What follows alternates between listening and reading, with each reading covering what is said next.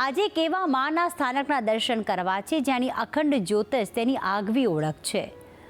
વડોદરાના પાદરા તાલુકાના રણુ ગામે આવેલ છે માં તુળજા ભવાનીનું સુંદર ધામ.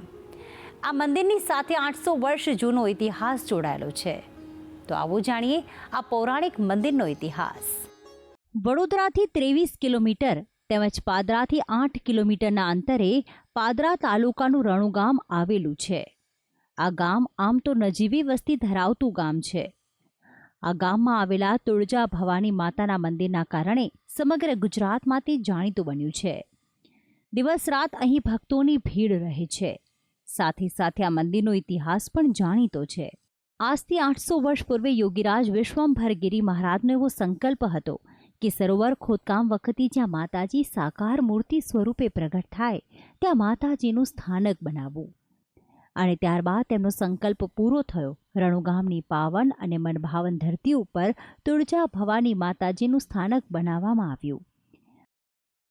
જે 700 વર્ષથી માં આ જગ્યા પર વિરાજમાન છે. માં ભક્તોના શ્રેયાર્થે પોતે આ સ્થાન પસંદ કરી અને શ્રી વિશ્વંભરગીરીજી મહારાજને તુલજાપુરથી અહીંયા એમને મોકલ્યા. એમને અખંડ ધૂનો પ્રગટાવ્યો. ત્યારબાદ સરોવરનું નિર્માણ થયું, જેમાં માનું સ્વરૂપ મળી આવેલું.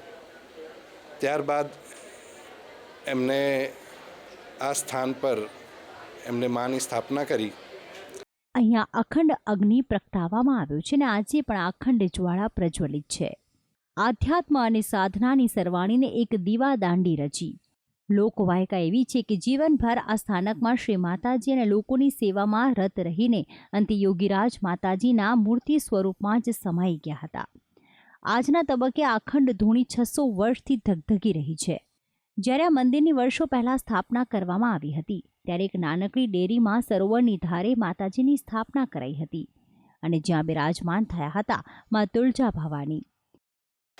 માતાજીનું મંદિર અમારું 700 વર્ષ જૂનું માતાજીનું મંદિર છે. મંદિરમાં પાછળ માનસરોવર આવેલું છે. માનસરોવરમાંથી આ મૂર્તિ ઉત્પન્ન થયેલી છે અને એ મૂર્તિનો અહીંયા ભક્તિભાવપૂર્વક એની પ્રસ્થાપિત કરવામાં આવી હતી.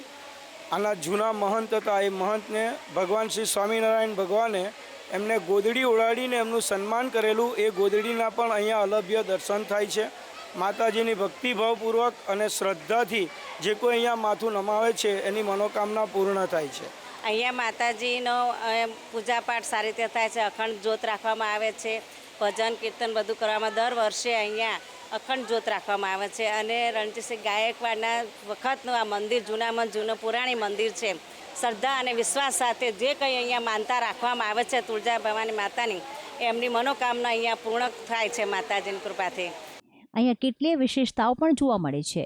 અહીંયા કેટલીય જ્ઞાતિઓ પોતાના બાળકની ચૌલ ક્રિયા કરાવે છે. તેમાંય પાટડિયા સોની જ્ઞાતિ, શ્રીમાળી સોની સમાજ તેમજ અન્ય જ્ઞાતિઓના કુળદેવી તરીકે પણ આ માતાજી જાણીતા છે. શહેર, તાલુકા અને રાજ્યભરના મરાઠી સમાજના કુળદેવી તરીકે માતા તુળજા ભવાની પૂજાય છે. અને આ રીતે તુળજા ભવાનીના દર્શનાર્થે દૂર દૂરથી અહીંયા લોકો આવે છે. ખાસ કરીને જ્યારે નવરાત્રિનો પર્વ હોય ત્યારે ભક્તો મોટી સંખ્યામાં અહીંયા ઉમટી પડે છે. માતાજીની સવાર અને સાંજ આરતી કરવામાં આવે છે. સાથે સાથે અલગ અલગ પ્રકારના માતાજીને શણગાર પણ કરાય છે. ઉપરાંત વર્ષો જૂના આભૂષણો જે માતાજીને ચઢાવવામાં આવ્યા હોય એ આભૂષણો પણ નવરાત્રિના પર્વમાં તેમને પહેરાવવામાં આવતા હોય છે. અને બસ માતાજીના સ્વરૂપના દર્શન કરીને ભક્તો ધન્યતા અનુભવે છે. ભક્તિ સંદેશ, સંદેશ ન્યૂઝ.